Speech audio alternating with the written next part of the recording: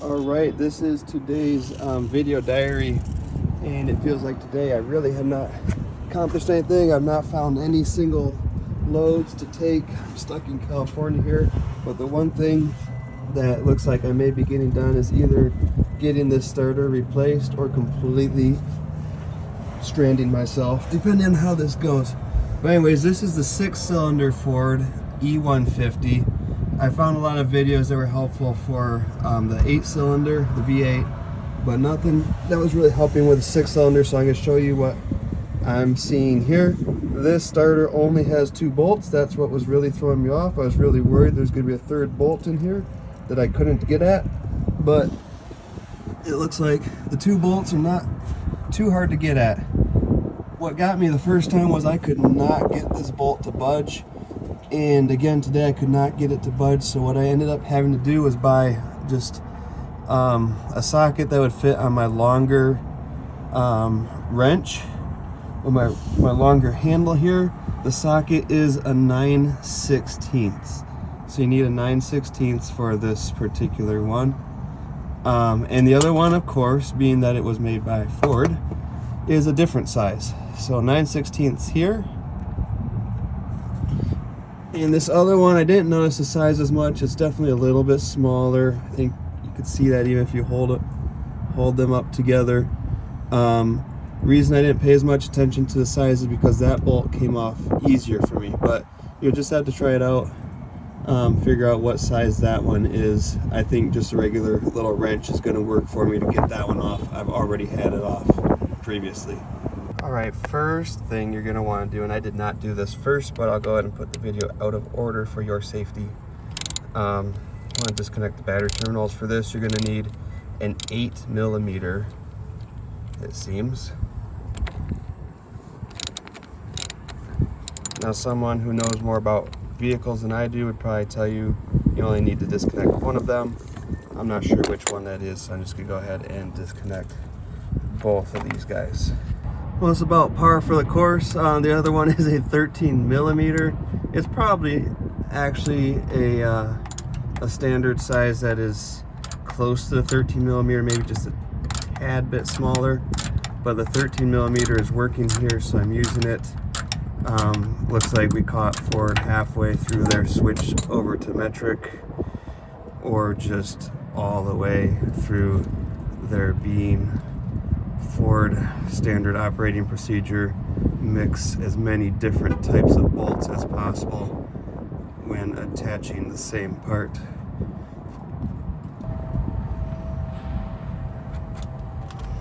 And now let's see, sure enough, that looks like that's about all it is. So we just gotta keep track of those wires up there.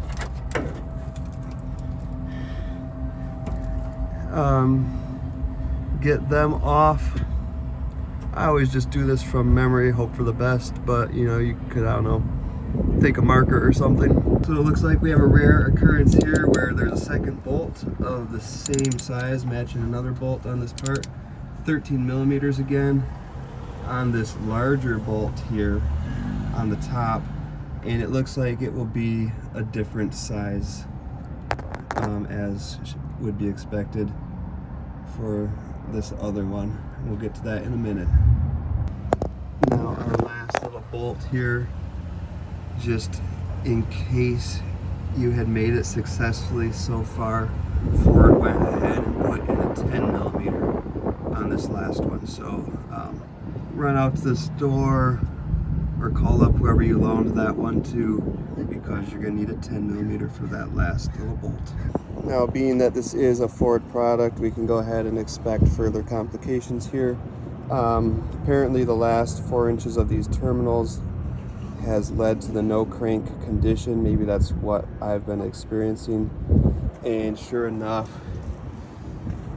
this looked like it was quite corroded there, and it actually broke off as I was trying to take the bolt off. So let's sure hope this new starter works.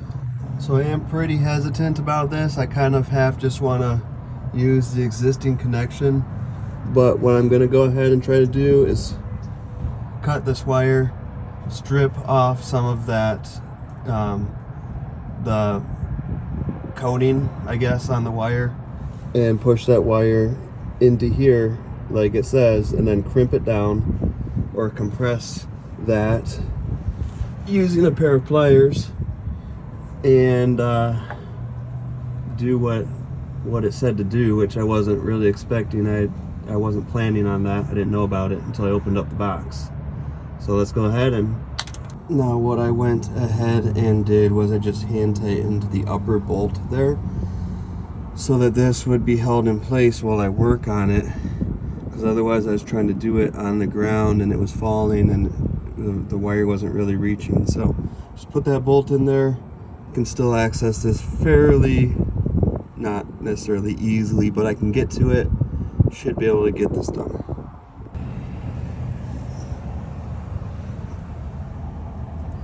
So I tried as hard as I could with just regular pliers or with the wire stripper to crimp that, because I did not want to spend another $24 on this thing, which is a crimper, but I couldn't get it to where it wouldn't just slip right out, and I obviously can't have that. So can't have that wire disconnecting at some random point down the road.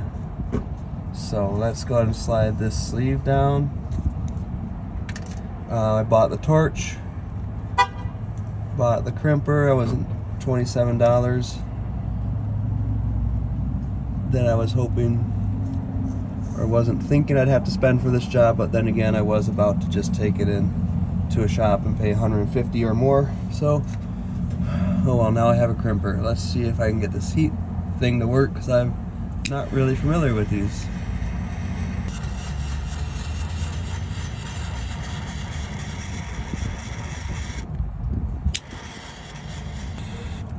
And then I just got 2 more to connect. Let's see if I can.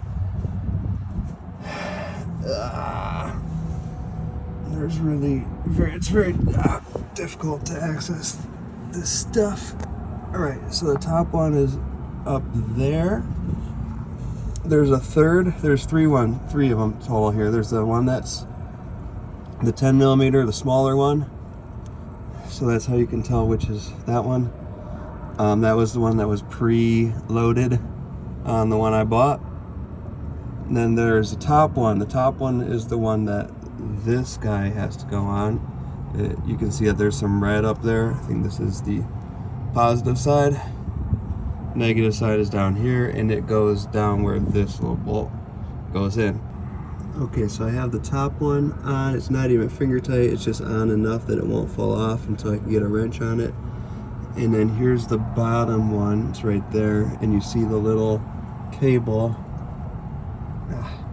You see the little cable underneath it that needs to be attached to it like that. So I kind of put that there. I'm gonna grab the bolt, put the bolt in, just reusing the old bolt,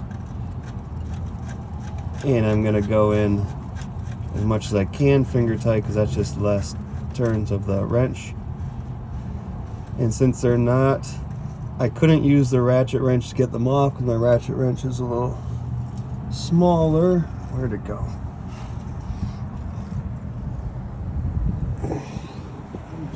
Where the heck is the ratchet wrench? There it is. Perfect. Right over there. So the ratchet wrench is a little bit smaller. The handle is shorter. And because of that, it didn't generate enough force to break those things loose. But since I'm putting them on, I'm going to use the ratchet wrench, because then I don't have to keep taking it off. That's the whole point of the ratchet. By the way, my great uncle Al patented one of the original ratchet wrench designs. I've looked it up since then, and the concept of a ratchet had existed previously. So he did not invent the ratchet, but he did in some way incorporate it into a wrench in a way that was new, was able to be patented. He developed that during World War II as he was building planes, and said, we're going to lose the war because of how many times we have to take these wrenches off and put them back on. And I don't think it really gained any traction during the war, but afterwards he sold the patent to Ford and lived comfortably on the royalties for the rest of his life, which is really cool. I have one of the original ratchet wrenches that he built. He built the machines to make the wrenches because no one would back it. So he just built the machinery to make the product, and eventually, obviously, it caught on. So super cool. Okay, I guess the one other thing I should mention is that this bolt on the side, the top bolt on the starter, was such a pain because you can't get this in on a straight shot. You could put a longer driver on there or whatever, maybe a swivel or whatever. Probably different ways to approach it. I tried the swivel, but then I couldn't get enough leverage on it. So finally I just kind of jammed this on at a slight angle, and that seemed to do it. I mean, it did do it, but it was definitely not great. But we are working on a Ford here, so better not trash talk it too much, because this is the part of the story where the van either starts up no problem anymore, or something's messed up and it doesn't start at all. So let's find out.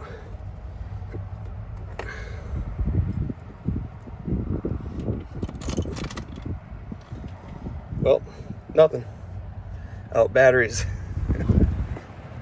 Let's get the battery connected.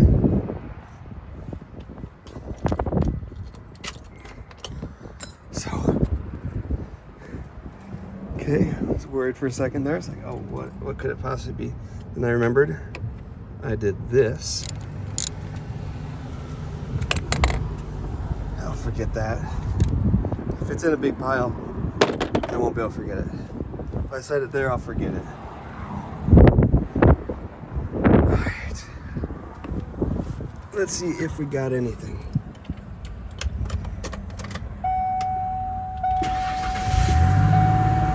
Heck yes.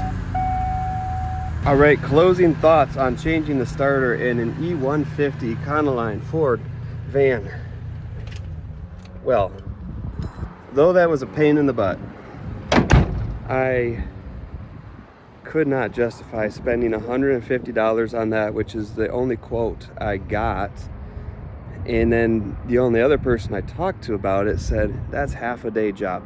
Okay, this was a 20-minute job, not including all of the running into AutoZone that I did. If I'd had all the tools, it would have been a 20-minute job. If I had all the tools and I had a hoist where I could really get down onto the vehicle and see it easily without crawling around, that would have been a 10-minute job. So $150? No way. Yes, it was a pain to do it myself, but it takes a lot of hours of work to make $150. Like, even at $50 an hour, which is what I'm aiming for, that amount, but that's still 3 hours of work. This didn't take me 3 hours, even having to figure it all out as I went. So change your own starter on your E150. Thanks for watching. P.S. If you're a home mechanic and you really got to get the job done, you just got to go do it in the parking lot of an AutoZone or an O'Reilly's, right? Don't do it at home. You're gonna realize you don't have the right tool, and then you're gonna stop, and you're gonna be halfway through the job. Just go do it in the parking lot of an O'Reilly's or an AutoZone. Not only are you gonna be able to go buy your tools as you need them, but you have a lot of incentive to get the job done, right? You're not leaving that parking lot until you get the job done. So you're gonna get it done. You have no choice. So there we go, successful change out of the starter, E150 6-cylinder. Thanks for watching.